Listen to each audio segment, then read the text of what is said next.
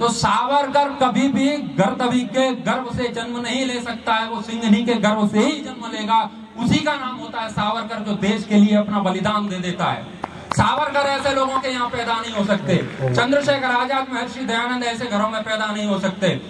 इसी परंपरा को हमारे आचार्य श्रद्धेय श्री आचार्य प्रशांत जी भी बढ़ा रहे हैं और दार्शनिक विचार के रूप में वो समाज में अपने विचारों को प्रस्तुत करते हैं। श्रद्धेय आचार्य जी से मेरी प्रार्थना है अपना उद्बोधन रखें और हम सबको लाभान्वित करें।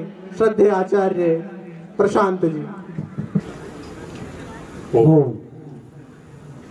एक बार जोरदार तालियों से आचार्य जी का स्वागत करेंगे। वीर ताली। भारत माता की जय हो, भारत माता की जय हो, देश के वीर वीरांगनाओं की जय हो। मंच पर विराजमान पूज्य गुरु जी एवं समस्त महानुभाव, सम उपस्थित धर्म प्रेमी सज्जनों, शिवालिक गुरुकुल के समस्त ब्रह्मचारी गण, आपके अंदर आपके साहस और शौर्य का दर्शन हमने अभी किया और इसी साहस की, इसी शक्ति की आवश्यकता है भारत को।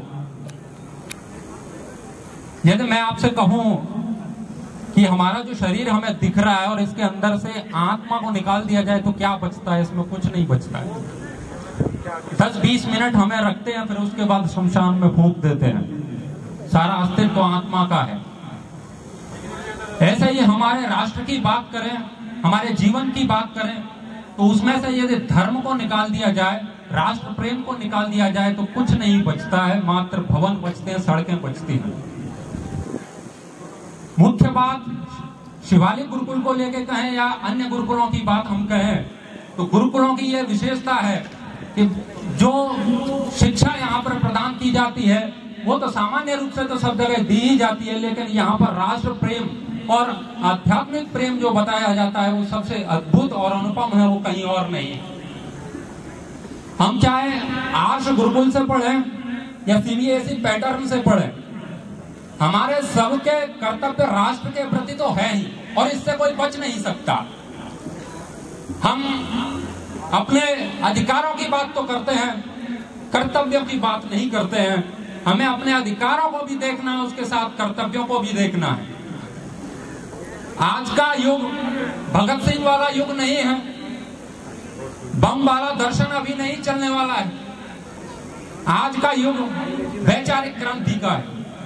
हमारे मन मस्तिष्क में, हमारे धर्म के विरोध में, हमारे देश के विरोध में ऐसी ऐसी बातें भर दी जाती हैं जो विश्व से भी बहुत घातक है। इस देश में आईएएस बनाने वाली जो कुछ कोचिंग संस्थान है, बड़े बड़े कोचिंग संस्थान है, उन लोगों के पहले भी ऐसे बयान आते रहे हैं। एक बड़ी कोचिंग के बड़े संचालक हैं, उन्होंने कहा था कि वेद अपौरुष हैं। इस बात में मुझे शंका है, ये किसी का ऐसे बेकार के लोगों की ये विचारधारा मैं नहीं मानता। ये इस बात पर कुछ मैंने उनको लिख करके भेजा और इसका उत्तर उन्होंने बस कुछ नहीं दिया, बाकी की सब बातों का तार्किक उत्तर दे रहे थे। वहां पे आके बोला वो तो मैं ऐसे ही मानता हूँ, संविधान सबको स्वतंत्रता देता है, ये सब बोलने की, ये सब करने की, तो इसमें तर्क करने की कोई बात ही नहीं है। ऐसे करके बच जाते हैं और हमारे वेद और दर्शन के विरोध में विश्व भ्रमण करते रहते हैं ऐसे लोग।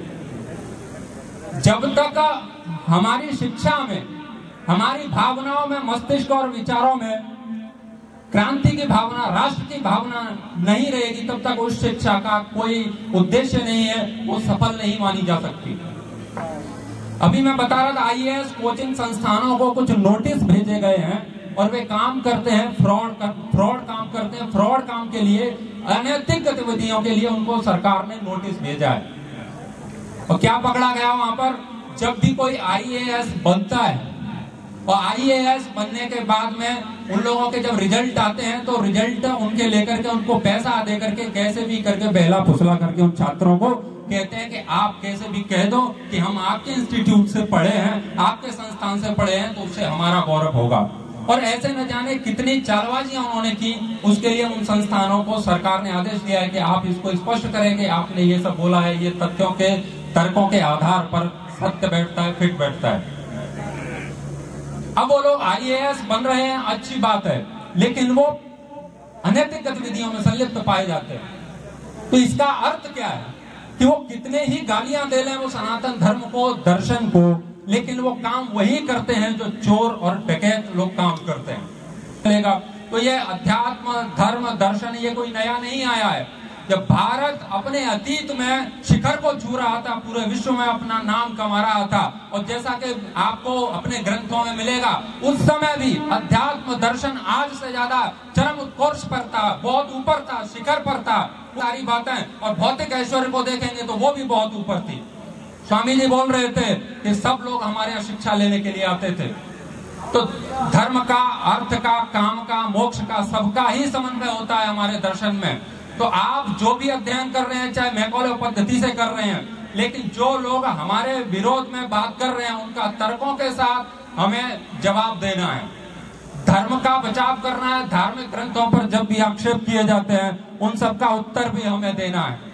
हमारे जो महाबली हैं, बजरंग बली हैं, भगवान श्री कृष्ण हैं, श्री रामचंद्र हैं, तो उनके हाथों में ऐसे धनुष बाण चक्र आप देखते ही होंगे। तो कहते हैं इनके तो भगवान और इनके देवता ही इतने हिंसक हैं, और ये कहते, एक और कहते हैं अहिंसा परमो धर्म, ऐसी बातें करते हैं ये लोग, आपके साधु संत तुम्हें पागल बनाते हैं। ये सारी बातें एक पार्टी के कुछ लोग ऐसे कहते हैं, है ना। और फिर वही लोग जब किसी एक गांधी नाम के व्यक्ति की हत्या हो जाती है, तो जाति ढूंढ करके 1,000 परिवारों का, चित्पावन ब्राह्मणों का नरसंहार करते हैं। उस बात को कोई नहीं बताता इस देश में। हमारे देश के क्रांतिकारी हों, चंद्रशेखर आजाद हों, सुभाष चंद्र बोस हों, वीर सावरकर हों, उन सब के विरोध में बात की जाती है। सावरकर को एक विलेन के रूप में इस देश में प्रस्तुत किया जाता है।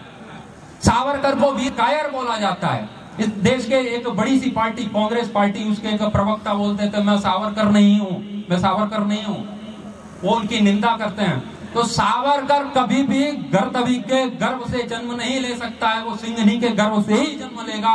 उसी का नाम होता है सावरकर, जो देश के लिए अपना बलिदान दे देता है। सावरकर ऐसे लोगों के यहाँ पैदा नहीं हो सकते। चंद्रशेखर आजाद, महर्षि दयानंद ऐसे घरों में पैदा नहीं हो सकते।